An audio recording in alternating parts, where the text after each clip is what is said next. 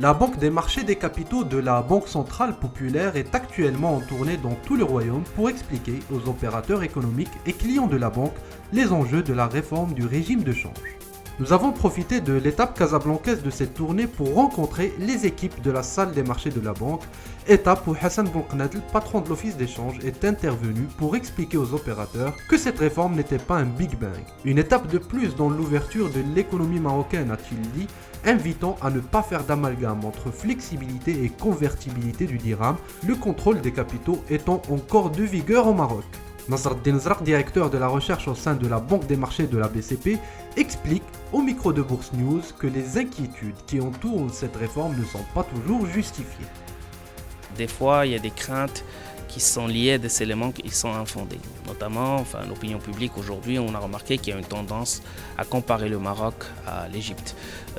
C'est ce qu'on a essayé justement de clarifier pendant la présentation en disant que le cas du Maroc est totalement différent du cas de l'Égypte dans le sens où, pour le Maroc, tous les prérequis économiques nécessaires à un passage à un régime de change flexible sont remplis, alors que l'Égypte, c'était une réforme qui est forcée et totalement désordonnée et qui était plus dans l'obligation face à un amenuisement de la réserve de change et face à la pression des instances internationales, ils étaient obligés d'évaluer, ce qui n'est pas le cas du Maroc. Alors, est-ce que la monnaie marocaine va forcément se déprécier? Non. Les différentes études qui sont menées aujourd'hui prouvent qu'il n'y a pas forcément un désalignement du dirham par rapport aux autres devises, c'est-à-dire qu'il n'y a pas un risque de forte dépréciation post-flottement.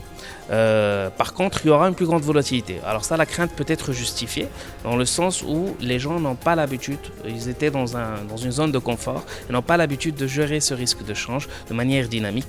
Aujourd'hui, ils devront le faire et heureusement que le système bancaire, que la réglementation aussi a évolué dans ce sens-là pour permettre aux opérateurs surtout pour permettre aux banques d'assister ces opérateurs et aux opérateurs de trouver conseil auprès des banques pour pouvoir gérer ce risque-là de la meilleure manière qu'elle soit. Pour le Zraq, si le Maroc a largement les moyens de mener à bien cette réforme, la volatilité qui en découle, elle, sera réelle. Il invite les opérateurs à penser dès maintenant à leur stratégie de couverture. Il y a plusieurs manières de couvrir le risque d'échange, dépendamment déjà du besoin du client et dépendamment de son envie de prendre ou de ne pas du tout prendre du risque. Il y a bien entendu le hedging naturel qui se fait par les clients en essayant d'adapter la composition des devises qu'ils ont ou leurs factures en fonction du peg du dirham, c'est-à-dire avoir des factures 60% euros, 40% dollars. C'est pas forcément évident, mais c'est une manière de se couvrir qui marche. Il y a les contrats à terme qui vous permettent d'arrêter à une date quand vous connaissez plus ou moins quelle est la quantité de devises que vous avez envie d'acheter ou de vendre. Vous fixez le cours à un instant T, comme ça vous l'intégrez dans vos budgets et là vous ne courez plus aucun risque de change. Et si vous voulez profiter du marché lorsqu'il va dans votre sens, donc vous pouvez choisir les options qui vous permettent, moyennant bien sûr une prime, de profiter de la bonne tendance du marché et en même temps se prémunir contre les tendances qui vont à l'encontre de vos intérêts. Donc il y a tous les outils, il y a les swaps, il y a les crosses de devises, l'utilisation optimale des comptes en devises, des opérateurs qui n'ont pas tendance à l'utiliser comme il se doit.